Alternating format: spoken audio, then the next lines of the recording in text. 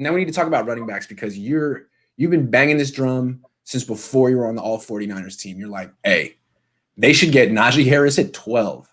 And now you're not backing off it. You're saying they need to take a running back in at least one in the top 3 rounds. Why? So I think there's this myth of the undrafted running back being somebody that you can basically hand the ball off to and have a very significant running game with that. And, that's kind of a product of the Shanahan aura.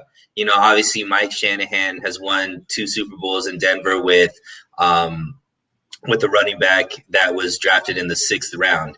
And so with Terrell Davis, right? So everybody thinks like, oh, the Shanahan, zone running scheme you could just plug and play any running back into that scheme and you're going to have a top 5 running offense. That's just not the case. It's not accurate. I mean, Terrell Davis is, one of one when it comes to running back, and obviously him dropping the 6th round is like how Tom Brady dropped to the 6th round. It's like it shouldn't have happened, and it was more chance than anything else. But when you actually look at what the top running backs in the league are, and even with Shanahan, the success he's never had a successful running game without having a 1 or 2 running backs that were picked 104 or higher. So like just to look at the top 25 rushing players last season, in the top 25, 23 out of the 25 were drafted before the 3rd round. There was only 2 that were drafted. Aaron Jones was drafted in the 5th round, and then Robinson out of Jacksonville was the only undrafted free agent running back that made that top 25 list, right? When you look at Kyle Shanahan, the 2 years he made it to the Super Bowl, 1 year in Atlanta, he had Tevin Coleman, who was top 3, picked in the top 3 rounds, and then Devontae Freeman, who technically was a 4th round pick, but he was picked with the 104th pick, right? So pretty much right out of the 3rd round, right borderline 3rd round. Now he would have been a 3rd round pick based off of how the picks fall this year. And then when the 49ers made it to the Super Bowl, Tevin Coleman was the starting running back, and he once again was picked in the top 3 rounds. This is going to be the first last year Tevin Coleman was injured most of the year, and this year they don't have a running back in the running back room that's picked in the top 3 rounds. Everybody's either undrafted or picked 5th round or below. The 49ers running game dropped to 15th. It was pedestrian, and having a new quarterback, whether it be a rookie quarterback or even if they start Jimmy G again, that running game has to be top 5 for them to have any chance for this offense to be successful.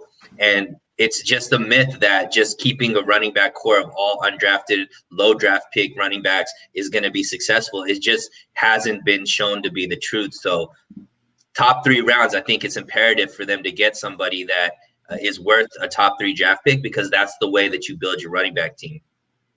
All right. I see you made a great case. You really, really laid it out well. I mean, McKinnon also was a top 3. He was a 3rd round pick. Shanahan does want to have that type of talent, but it seems to me that while running back is a need, they need a running back. They need a cornerback. They need offensive linemen. And so I guess my only argument would be, or if we were discussing this on the same team and we were in the scouting staff, I'd say, okay, instead of 102, can we take a dude at 117?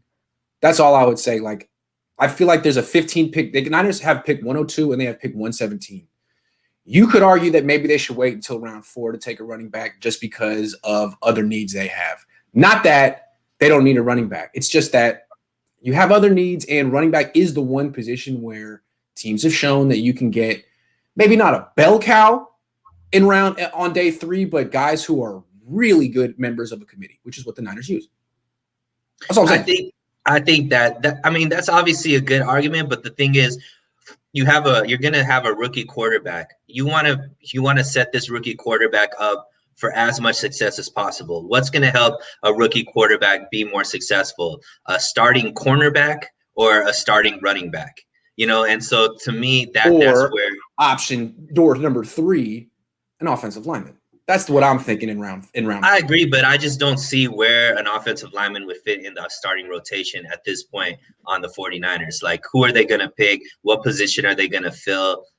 Is it worth picking a guard? Because that's really the only position that, you know, they're going to have open is a guard. Is there a guard in the top 3 rounds that's worth, you know, starting over Brunskill? I don't know. I have to do more research on that. But to me, I just think that going into the season with you know, the running back core we have right now, I think would be a big mistake. I think we need somebody that could be the starter and then have, you know, Wilson Jr. and Mostert come off the bench. And with you and I disagree about, I guess, how early they should take a running back. But what I don't disagree with you about is that they're going to take a running back early. It's not whether they should or not. Kyle has a clear track record. You laid it out. He's not going to go into this season without a highly picked running back. Not a highly picked running back, but a day 2 running back. That's his track record. And it's not just Kyle Shanahan, it's every rushing game in the league. Like there's not a top rushing attack in the league that doesn't have at least one running back that was picked in the top 3 rounds. And that's just a fact. That's not any quarterback, that's not any kind of feelings. That's just look at the facts, look at the rushing attacks, the top ones that you'd want to emulate, and they have somebody in the top 3 rounds that's in their running back room. Real quick before we move on, who you want him to take ideally? I know you want to take Najee Harris, but I'm saying like Najee. But realistically, to be honest, I think realistically, one of the running backs out of North Carolina, you know, could be there. Yeah, I think the guy that you were talking about on Twitter, could be a good pick as well. So, I don't really have as far as like I'm in love with anybody other than Najee, but I do think that anybody that can be taken within those first 3 rounds that has a top 3 grade, I just think they have to take somebody.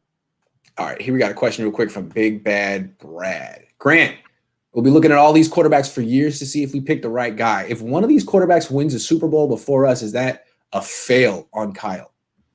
That's a good question. I don't think it's a fail. I mean, I don't think unless they win a Super Bowl before 2023, I don't think it's going to matter, because by 2023, if the 49ers haven't, you know, been contending for a Super Bowl, won a Super Bowl, I think Kyle Shanahan isn't going to be the quarterback anymore. So the head coach. The head coach or the quarterback. Maybe that was a Freudian slip, but yeah, the head coach. So I guess it wouldn't matter. Yeah, I mean, I guess he's saying like if it's another repeat of Patrick Mahomes winning the Super Bowl within 3 years. But yeah, I mean, what's going to make or break Kyle on the 49ers is what his guy does within the next 3 years. If he's not good by 2023, Kyle's going to be gone. So that'll be interesting.